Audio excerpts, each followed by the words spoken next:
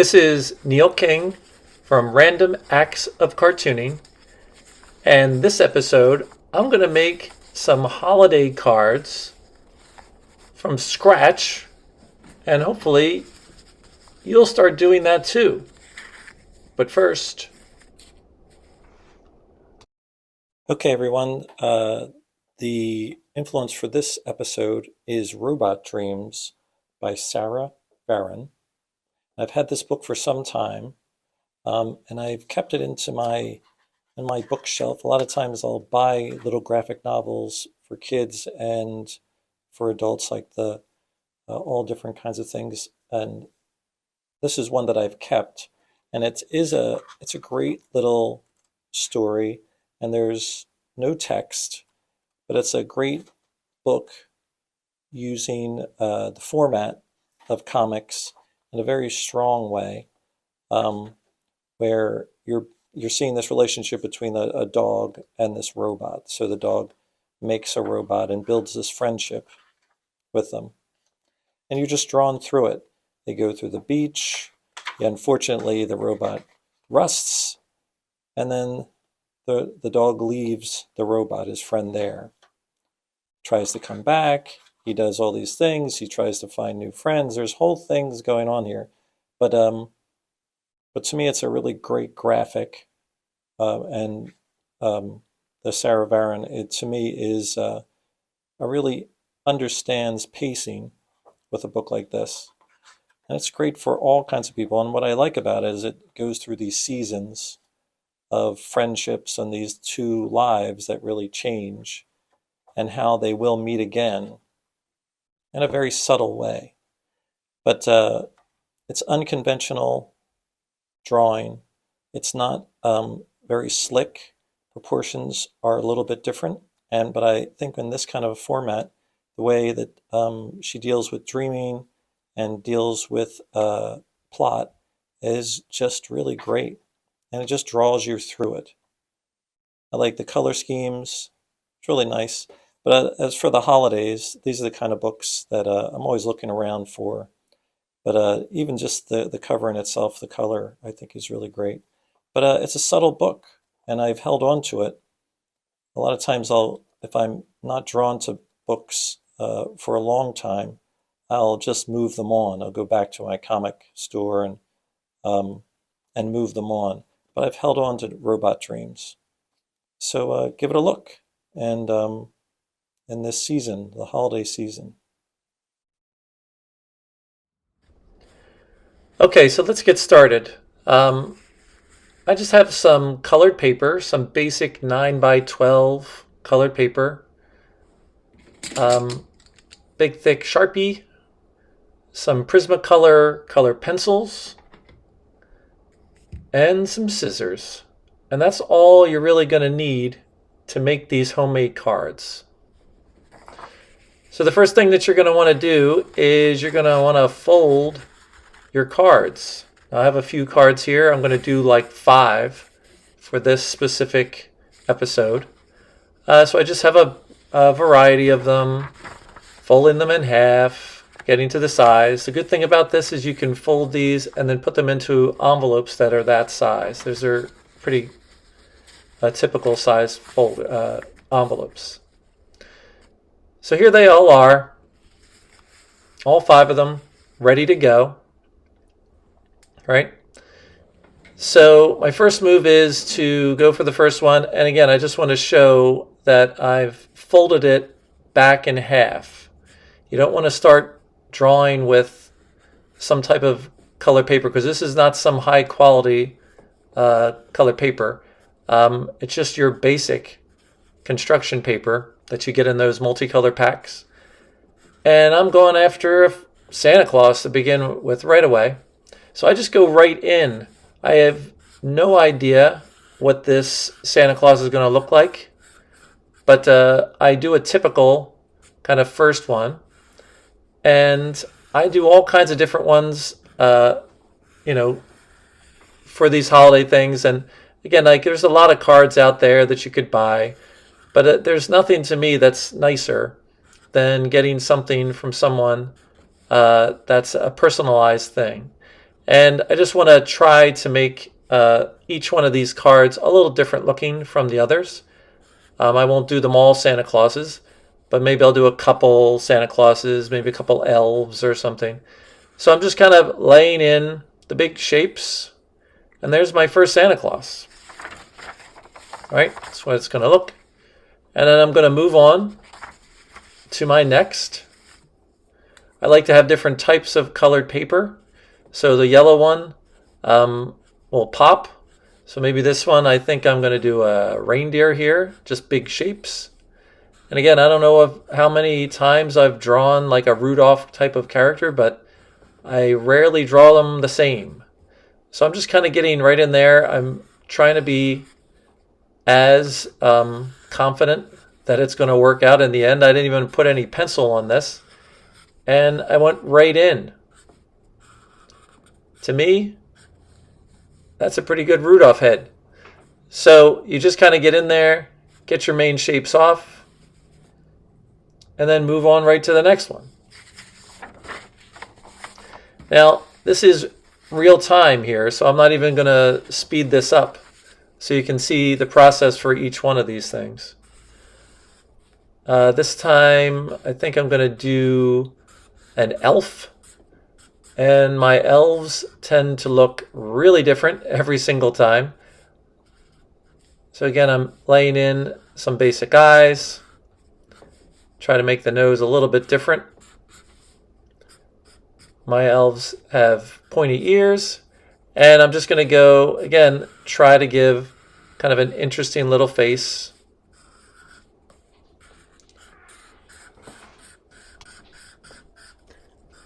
Yeah, nice collar that goes along with it. I like drawing the elves because I really do draw them differently. Sometimes I'll give them beards or all kinds of stuff. And all of this is just me going for it. Just nice little shapes, very graphic image, no cross-hatching, no overworking, right? It's a nice pink piece of paper. You can get a lot of different things on it. How about a different nose for a change? Again, all of these characters, you just go anywhere with them. And again, when you look at these kind of things and you don't overthink them, you just try to make a fun image, they'll come off really nicely. And for the holidays, again, with all the different things, with the elf on the shelves and all the different things, kids have seen all these a million times. So you recognize it right away as some type of a holiday kind of an image. And then for you, as the illustrator, as the cartoonist, you go in and you just give it a look. All right? There he is. And how about another Santa, perhaps? I've drawn Santa so many times. This time I'll put some glasses on him, the little shapes. Again, the more you draw, the more confident you are in this kind of a situation. I just know where I'm going to go with this once I kind of get started. And I'm sure at some point I drew something like this before. But to me, it's just a different look. And I'm just trying to have fun with it. And they do become little mementos for that season. Right? So there he is. So here are all of the separate ones before the coloring phase.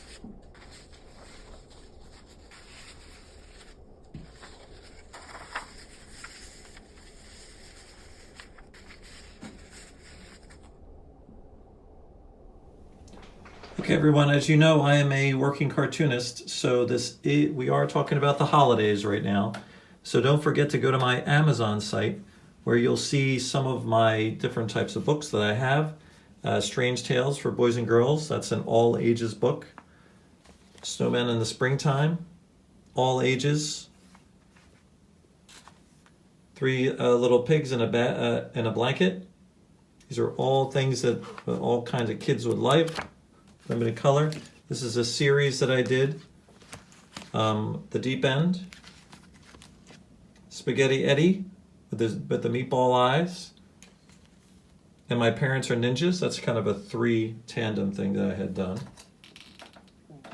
Also, I have more educational types of books. Who Stole All the Heads at the Met? Fun book. All kinds of art history. Then I have some more of my adult books. These were online books that I compiled as graphic novels. Kill Me or Die, Abby in Hell, and Forbidden Planet. Different format, black and white interiors, lots of fun. And then my most recent, Shock, Let There Be Fright. Again, all the things that I'm doing, all my episodes, everything I'm doing here and all of my things, it's really about getting my books. So support me in the holidays and get to friends or someone in your family some of these books. Thanks. All right, now it's time to color. So I have my Prismacolor pencils, and the way that I handle this type of work, whenever I do these types of cards, I try to do a very quick little consistent colors on these things. So because it's a red background and it's hard to tell here on with a video, is the difference between some of them. There was a flesh tone I put on the head, and then for the collar and the beard and all that stuff, this is just white Prismacolor on top. Now what I tend to do with this is I don't like the way I do these to be everything covered. I like this little frenetic feel of a color pencil on top of it. But notice everything's kind of in a direction. And it keeps all that consistent thing. It becomes a texture almost when you go in and use color pencils like this. So I'm still seeing through to the color of the background while going up on top and then just coloring these in. So I just have a darker value of red. And I'm really trying to not do too much. The black marker is, that Sharpie is plenty to give the character some strength. And then everything off of this is just secondary. Giving a little bit of value in those eyes. And then that's pretty much done. I could always touch it up, but it just has a nice texture, right? So we go right into the second Santa Claus. And again, like, I'm going to keep the same technique. Consistent. One direction. Just a hatch. And you build it. Like, I don't want to do the whole beard in one big hatch. I want to give it a few rows. But each one you're building on top of each other. And to me, it just almost reminds me like of a cake or something. Like, there's something that I like about the hatch as a color on this type of piece. If I was going to do this in watercolor, or if I would do this online, I don't know if I would do this. I should try it sometime. And just have this consistent hatch on top, even if it's digital. Because I really like it. It's something that you're not seeing all the time. So if you think about it, all these holiday cards, we're talking about some limited color here, some reds and greens. That's what people think of Christmas and holidays, all that kind of stuff. So these characters really kind of just pop because they're complementary colors. Yes. I'll just go in, give a little indications. But this is a very graphic looking piece. There he is. Done. One of the elves. Sometimes I make them green, but I thought for this one I'll just keep them fleshy. And it's hard to see it on that pink, and I recognize it right away. Like you're thinking, oh, I'll be able to see this. But even on the camera that you're seeing here, you're barely seeing that kind of a cartoony, fleshy color. So on the pink, it's important to kind of go after it with that with the white color pencil, and so it pops a little bit more off of the background. And that's why I think sometimes when I do them green, that they just have a certain thing, and I don't even know why I make them green. It's not like they're Martians or anything. So it just kind of gives a little bit of an indication of a face, and that's having that pink background is good. And then I go after the green for that kind of rim of the hat. That's kind of consistent. And also do it for the collar. But notice again, confidence, staying in one direction, and it always has a really nice movement, and it doesn't look like hair or anything. I think if you're not controlling your hatch, this technique does not work if you're too out of control with the stuff. I like to leave little bits of areas where there's nothing, but then the rest of it, it just becomes texture. Little value, a little more exaggeration, throw a little bit in the background so he pops a little bit more. And it's just all consistent, and that's not overworked.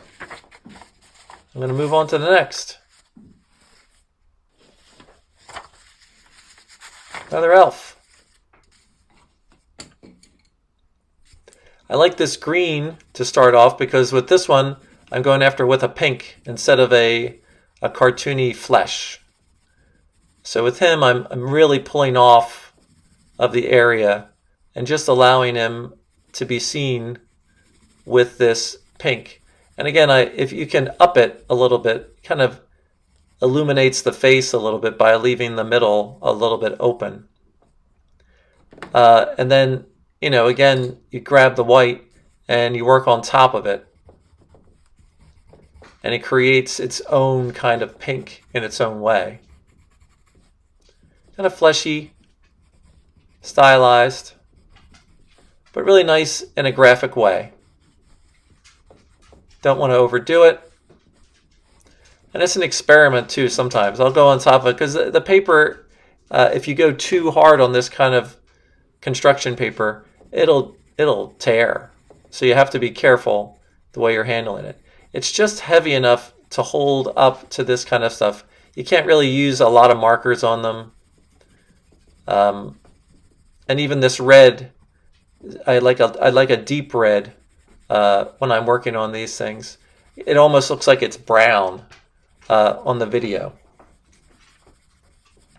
But to me, again, consistent, that green, the red on the green, and that's the thing too. Like it's what it's probably picking up here on the video. It does become a little more brown looking when you combine two complements like that.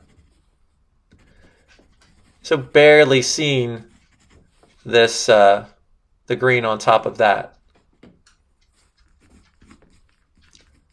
Bump it up a little with that pink.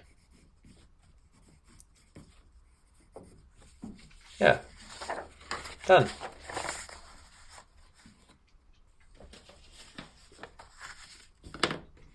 And the Rudolph character, I have a little brown. Yeah, whenever you go over these kind of characters, I think I have a cream colored color pencil, and I have this darker brown. So on the yellow, everything pops. And again, when you're looking at it on the video, it seems a little lighter than it is in real life. But I think you get the idea when you're going over these things.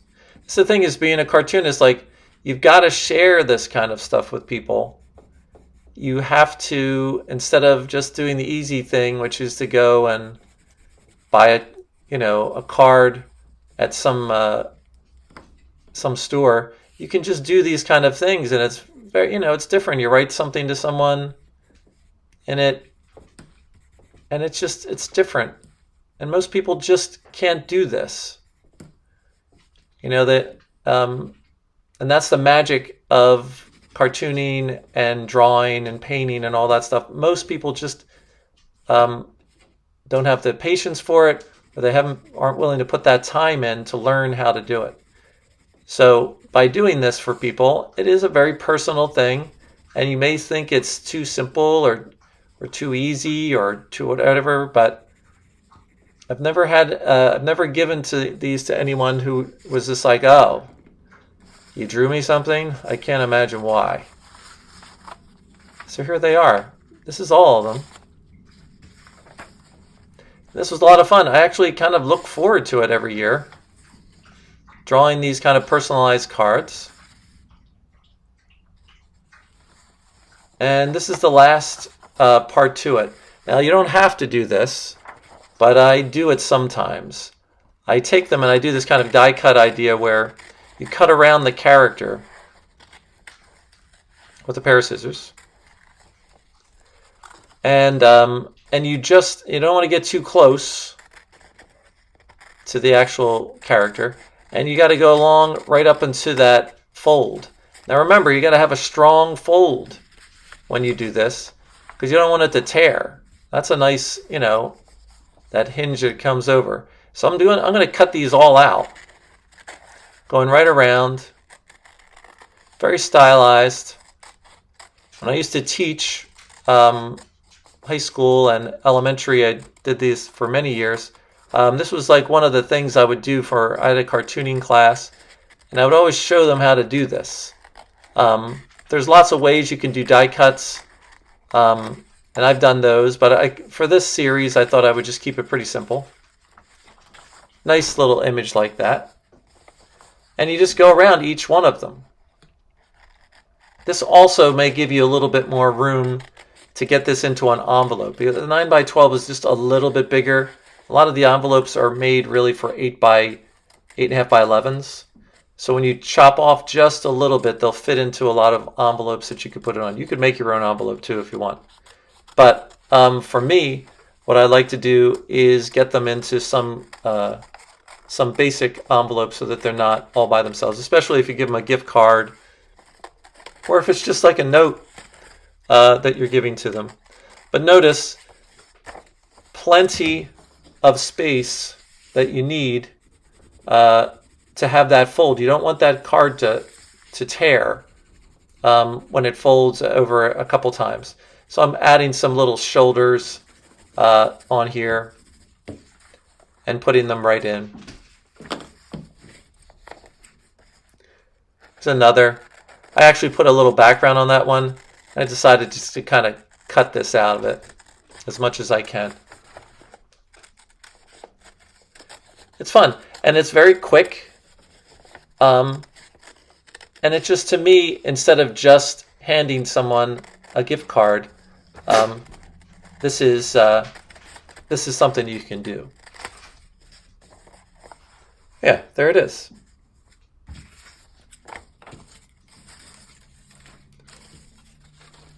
Now this is the thing again about, to me, I think that it does add a lot to take something off of some of these so that's not always the same size. I didn't draw any that I could have made horizontal. The fold could have been on the top of the card. You can do a lot of things with format stuff. But the whole idea about being a cartoonist is just being able to take some of the things that you have and share the stuff that you do with people. And again, here I am with this. So again, the background maybe doesn't work as well with it, so I'm going to bump up the background a little bit. Add a little bit. It's as if the glow is going a little bit, but I put some green back there. Right, just a little image. So here they all are. Hope you enjoyed the episode. and hope everyone has a nice holiday. And make sure, again, that you're sharing some of your skills with people and making something that will become something that they will hold on to for the rest of their lives. You write something nice inside them, and have a happy holiday. Like and subscribe.